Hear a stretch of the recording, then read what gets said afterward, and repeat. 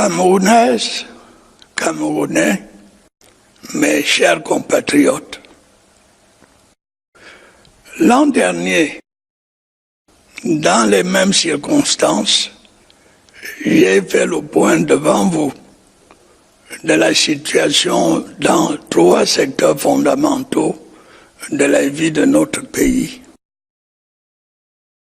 Nous avons constaté ensemble que la situation sécuritaire dans nos régions du nord-ouest et du sud-ouest demeurait préoccupante, malgré les appels à déposer les armes adressés aux insurgés. Il convenait donc d'accorder la priorité à la recherche d'une solution.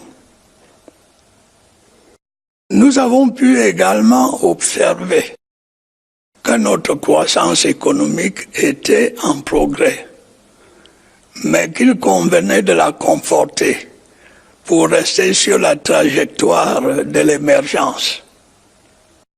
Enfin, des preuves ont été apportées pour montrer que le progrès social au Cameroun n'est pas un vain mot.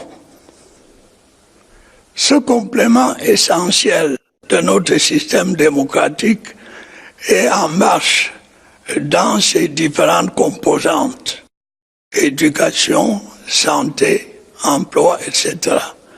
Même si, bien entendu, des avancées sont encore possibles.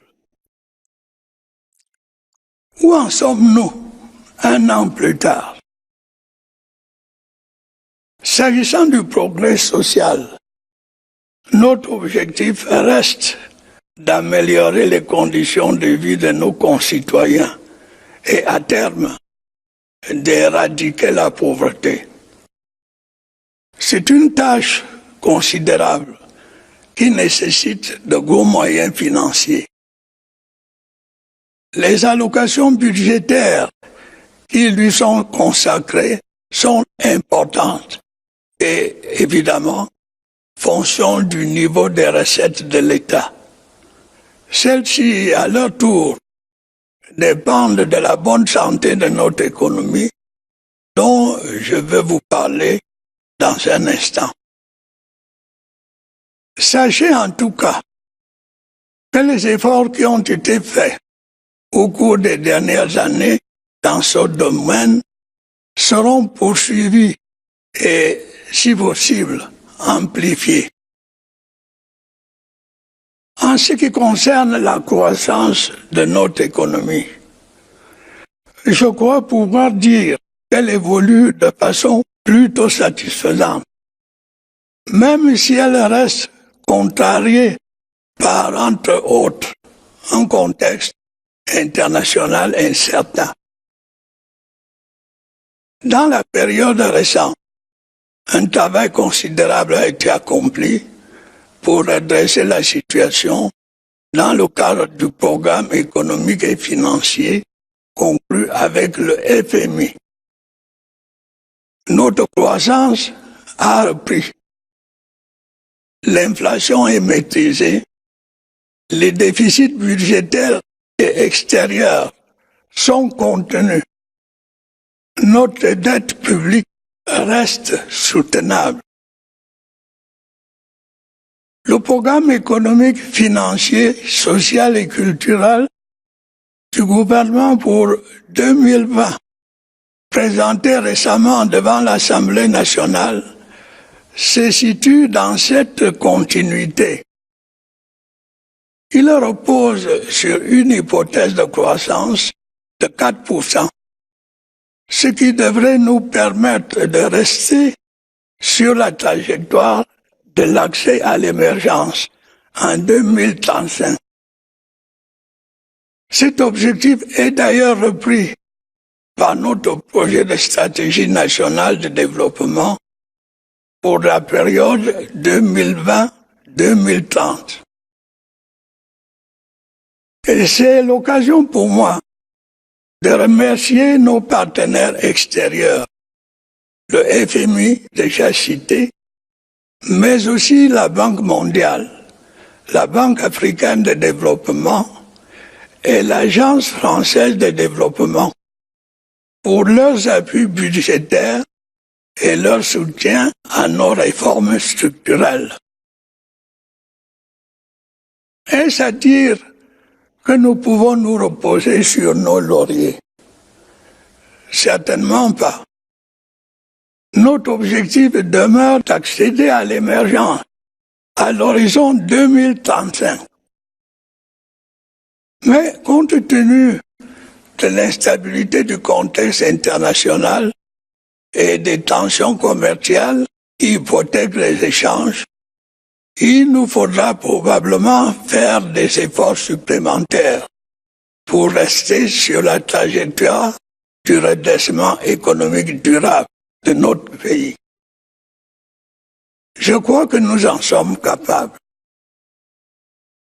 Ce redressement doit être pour nous une ardente obligation qui mobilisera toutes nos énergies. Il nécessite non seulement l'amélioration des conditions de vie des Camerounais, mais aussi l'exercice serein des droits démocratiques par voie de conséquence. Reste la situation sécuritaire dans nos régions du nord-ouest et du sud-ouest. C'est sans aucun doute, pour le moment, l'un des problèmes les plus urgents. L'activité criminelle des groupes armés continue de perturber la vie publique, économique et sociale dans ces régions. Pourtant, ces derniers mois, diverses mesures ont été prises pour ramener à la raison ces jeunes qui, pour la plupart, se sont laissés endoctriner. Des appels à déposer les armes leur ont notamment été lancés et des perspectives de réinsertion sociale ouvertes. Pour ceux qui s'obstinent à demeurer dans la mauvaise foi et qui continuent à avoir recours à la violence, nous n'aurons pas d'autre choix que de les combattre pour protéger tous nos concitoyens. Nos forces de défense et de sécurité feront une fois de plus leur devoir, avec mesure, mais sans faiblesse. Je veux ici les assurer de mon total soutien et de ma haute considération. Auparavant, des décisions avaient été prises pour convaincre nos compatriotes des deux régions concernées de la volonté du gouvernement d'accorder aux collectivités territoriales les compétences qui leur permettraient d'avoir une plus large part dans la gestion des affaires locales. Il avait été également confirmé que des dispositions étaient prévues pour accélérer la promotion du bilinguisme et du multiculturalisme. On doit également souligner qu'en manifestant de diverses façons sa solidarité avec les populations victimes des exactions et atrocités des bandes armées, la nation, dans son ensemble, a montré qu'elle soutenait la politique du gouvernement.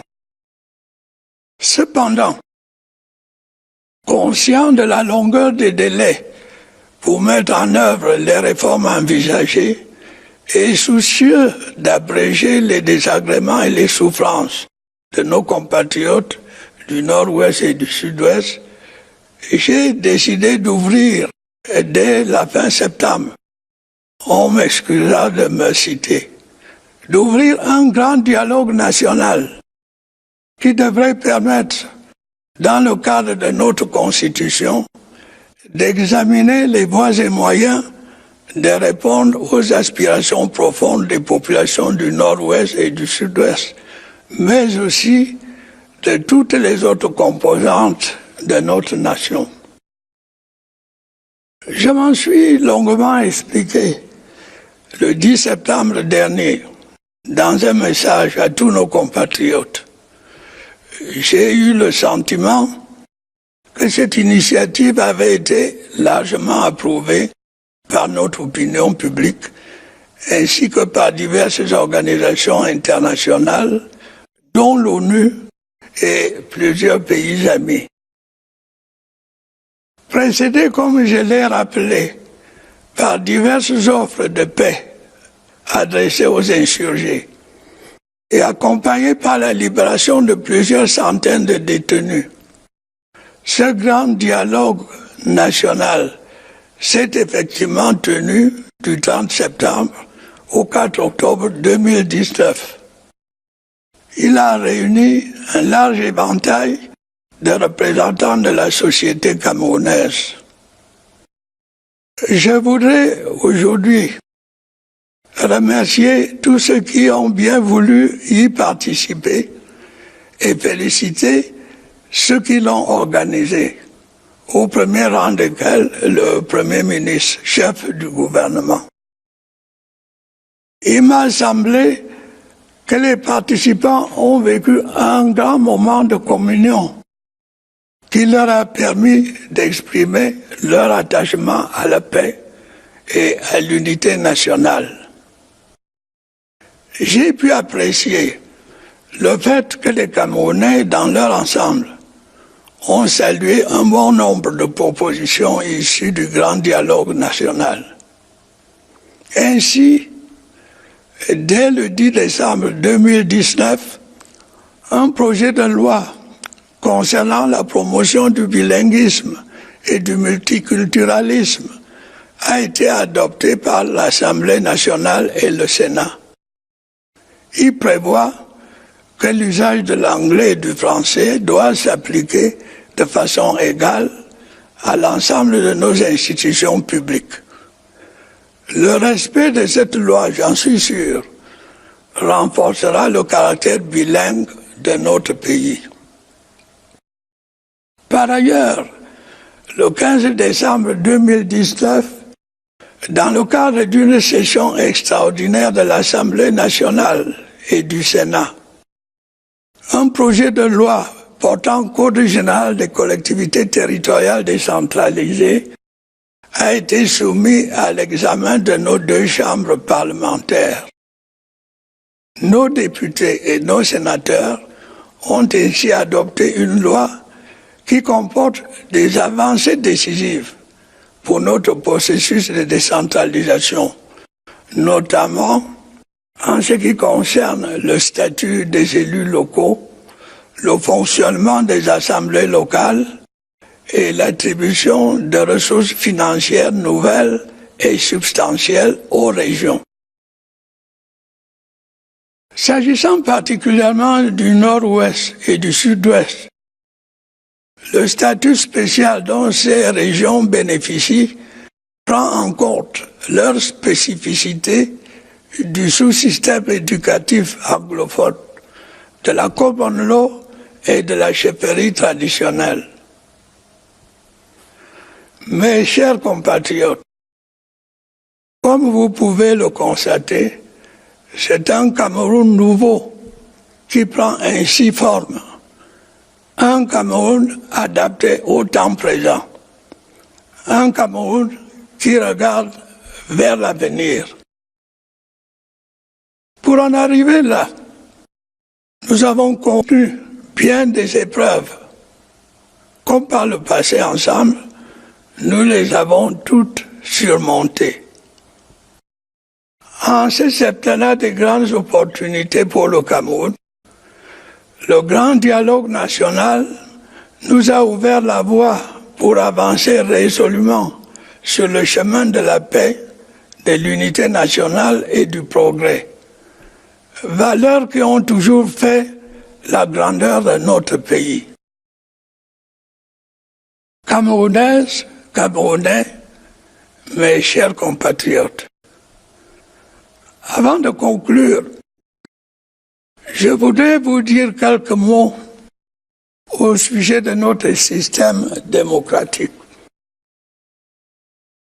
Lorsque les conditions ont été réunies et que nous avons ensemble jeté les bases de la démocratie dans notre pays. Et je n'ignorais pas que le chemin serait semé d'obstacles. Ce fut effectivement le cas. Mais nous avons réalisé des progrès remarquables. Malheureusement, une minorité au Cameroun comme dans la diaspora paraît avoir oublié les règles qui gouvernent la vie démocratique. Est-il nécessaire de rappeler qu'une démocratie a pour seul arbitre le peuple souverain? Lorsque celui-ci s'est prononcé à travers des élections libres et transparentes et que les résultats sont proclamés après l'examen d'éventuels recours, ces résultats doivent être respectés et acceptés par tous. Ce ne sont ni les réseaux sociaux, ni tel ou tel organe de presse qui peuvent changer les résultats d'une élection. Encore moins les manifestations illégales, les violences et les attaques personnelles ou haineuses. Qu'on se rappelle que j'avais dit en son temps, débattons, ne nous battons pas. Ainsi se comportent les citoyens d'un pays démocratique. Si l'on veut participer à la vie démocratique de son pays, il faut en respecter les règles et militer dans les partis politiques dont l'activité s'exerce dans le cadre du respect de la loi. Il sera loisible de le vérifier lors des prochaines élections municipales et législatives du 9 février 2020. Des dispositions sécuritaires ont été prises pour que sur toute l'étendue du territoire, tous nos concitoyens puissent exercer leur droit de vote.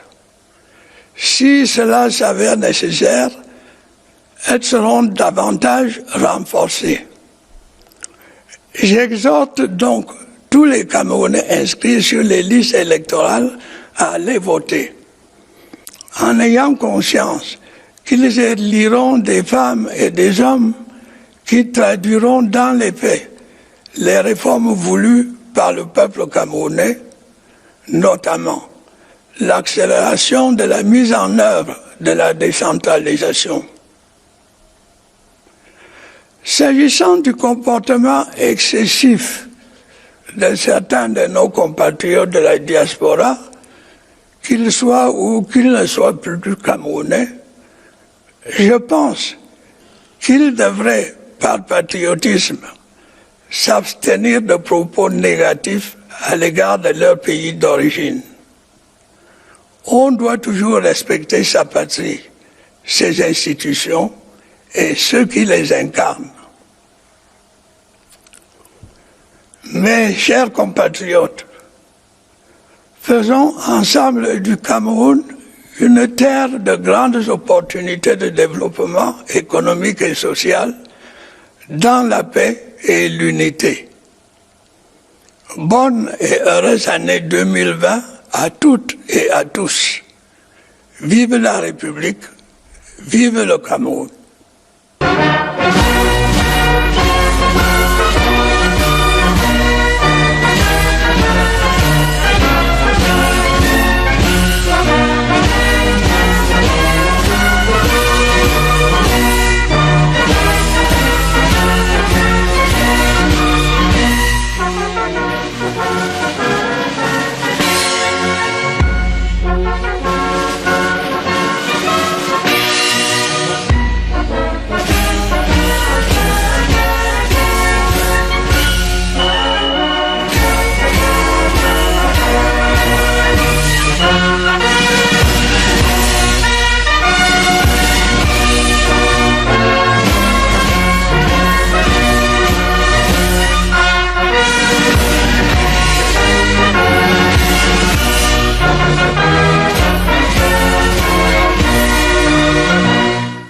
Camerounaises, Camerounais, mes chers compatriotes. Fellow Cameroonians, My dear compatriots,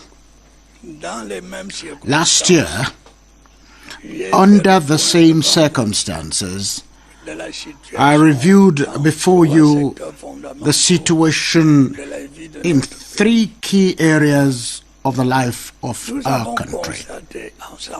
Together, we noted that the security situation in our northwest and southwest regions was still a cause for concern despite calls for insurgents to lay down their arms. Accordingly, finding a solution had to be given priority. We also observed that our economic growth was improving, but needed to be strengthened to stay on the path of emergence.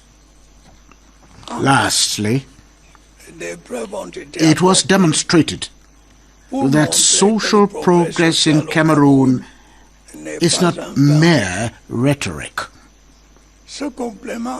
This major complement to our democratic system is making great strides in its various components, namely education, health, employment, etc., although obviously there is still room for improvement. How have we fared 1 year on?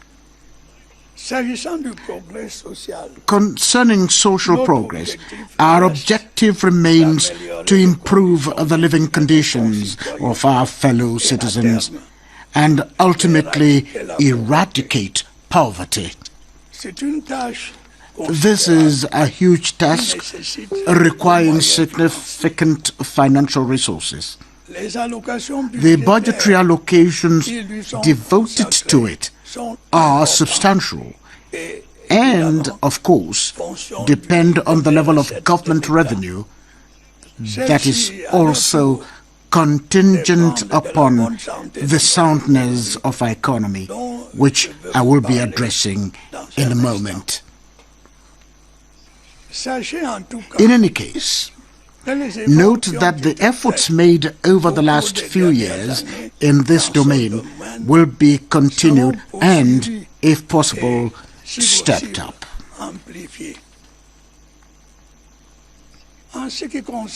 Regarding our economic growth, I think I can safely say that it is fairly satisfactory, albeit constrained by an uncertain global context, among other things.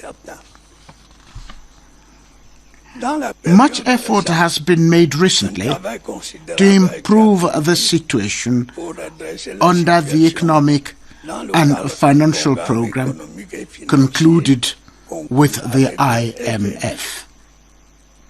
Our growth has picked up again. Inflation is under control. Budget and external deficits are contained, and our public debt remains sustainable.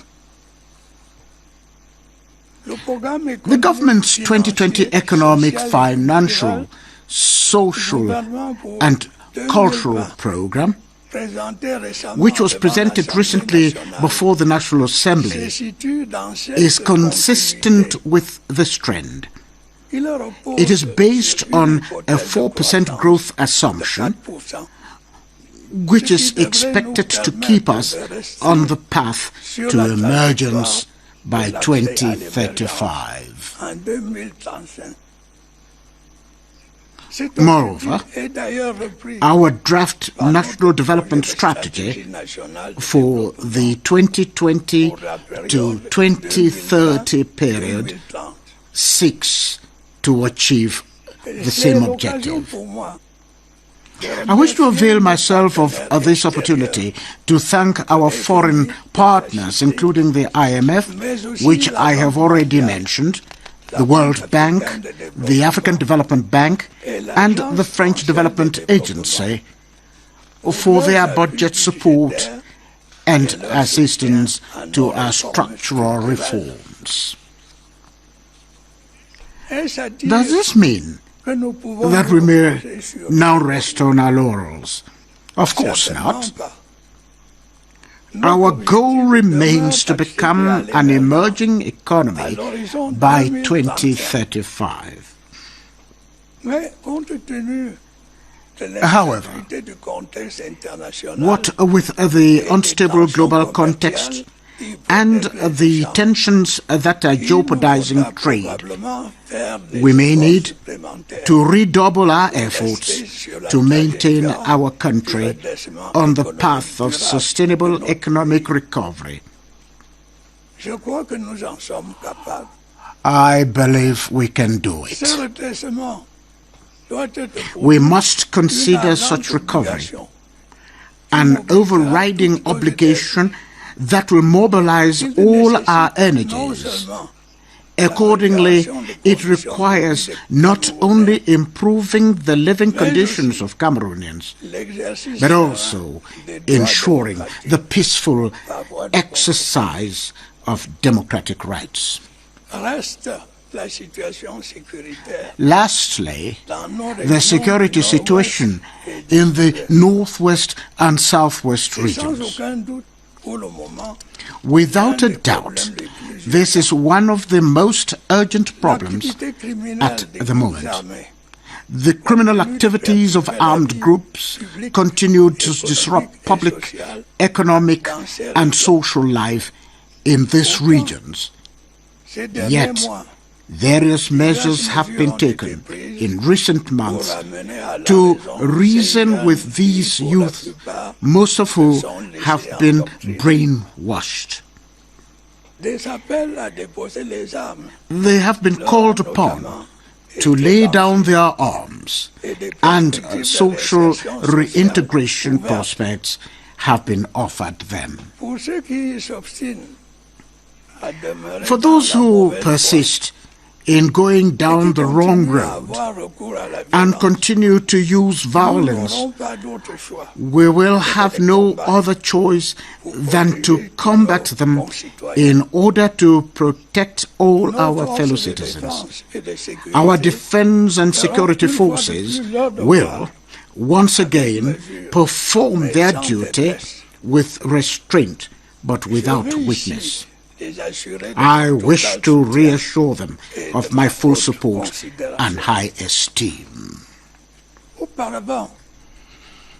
Earlier on, decisions have been taken to convince our compatriots in the two regions concerned of government's willingness to devolve to local authorities the powers that would enable them to play a greater role in managing local affairs. It had also been confirmed that provisions were to be made to fast-track the promotion of bilingualism and multiculturalism. Furthermore, it is worth noting that the nation at large showed support for government's policy by expressing in various ways solidarity with the populations who suffered the abuses and atrocities of armed groups. However, aware of the long period of time required to implement planned reforms, and in a bid to put an end to the hassles and sufferings of our compatriots in the northwest and southwest regions, I decided to open, as from the end of September, permit me the quote, myself, our major national dialogue that will, in line with our Constitution, enable us to seek ways and means of meeting the profound aspirations of the people of the northwest and southwest regions, but also of all the other compatriots of our nation. I dwelled on this in a message to all our compatriots on the 10th of September 2019. I had the feeling that the initiative was largely approved by the national public and various international organizations, including the United Nations and many friendly countries. The major dialogue, which was preceded, as I indicated, by various peace offers to the insurgents, accompanied by the release of hundreds of detainees, was effectively held from the 20th of September to the 4th of October 2019. It brought together a wide array of representatives of Cameroon's civil society. Today, I wish to thank all those who kindly participated in the dialogue and congratulate its organizers, in particular the Prime Minister, head of government. It seemed to me that the participants, this marked a great opportunity for communion whereby they expressed their attachment to peace and national unity. I noted with satisfaction that all Cameroonians welcomed many of the proposals made during the major national dialogue. Accordingly, on the 10th of December 2019, a bill on the promotion of bilingualism and multiculturalism was passed by the National Assembly and the Senate.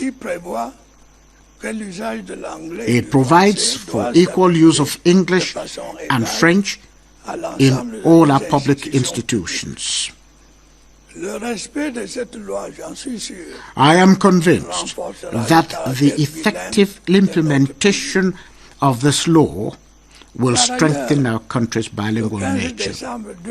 Furthermore, on the 15th of December 2019, a bill to institute the General Code of Regional and Local Authorities was tabled before our two houses of Parliament, namely the National Assembly and the Senate, for consideration in an extraordinary session. Thus, our members of the National Assembly and our senators passed a law with decisive breakthroughs in our decentralization process, notably regarding the status of local elected officials, the functioning of local assemblies, and the allocation of additional substantial financial resources to regions. Concerning the Northwest and Southwest regions in particular, the special status granted them takes into account the specificities of the Anglophone education subsystem, common law, and traditional authorities. My dear compatriots, as you can see, a new Cameroon is taking shape. A Cameroon that is adapted to present times and looks to the future. To get to where we are, we encountered many hurdles, and as in the past, together we shall overcome all of them. In this 7-year term of great opportunities for Cameroon, the major national dialogue has paved the way for our country to resolutely embark on the path of peace, national unity, and progress, which are values that always made our country great. Fellow Cameroonians, my dear compatriots, before concluding, I would like to say a few words about our democratic system. When the conditions were right, and together we laid the foundations of democracy in our country, I was aware that the road would be strewn with obstacles. This actually happened, but we have been able to make remarkable progress. Unfortunately, a minority in Cameroon and abroad seem to have forgotten the rules that govern life in a democracy. Needless to recall that the sole arbiter in a democracy is the sovereign people. When the sovereign people make a choice through free and fair elections, and the results are proclaimed after review of petitions, such results must be recognized and accepted by all. Neither the social media nor news outlets can change the outcome of an election. Talk less of illegal protests, violence, and personal or hate-filled attacks. Remember, I once said, let's talk, let's not fight. Such is the behavior of the citizens of a democratic country. Participation in the democratic life of one's country requires compliance with its rules and joining political parties which carry out their activities within the confines of the law. This will be tested during the upcoming February 9th, 2020 municipal and legislative elections. Security measures have been taken to ensure that all our fellow citizens countrywide exercise their voting rights. Where necessary, such measures will be ramped up. Therefore, I urge all Cameroonians who are registered on the electoral roll to go and vote, bearing in mind that they will be electing the men and women who will translate into reality the reforms desired by the Cameroonian people, notably fast-tracking the implementation of decentralization. Regarding the excesses of some of our compatriots of the diaspora, whether or not they still have Cameroonian nationality, I believe they should, out of patriotism, refrain from using negative language against their country of origin. One must respect one's fatherland, its institutions, and those who embody them. My dear compatriots, together let us make Cameroon a land of great opportunities for economic and social development in peace and unity. Happy and prosperous New Year 2020 to everyone. Long live the Republic, long live Cameroon. Vive le Cameroun!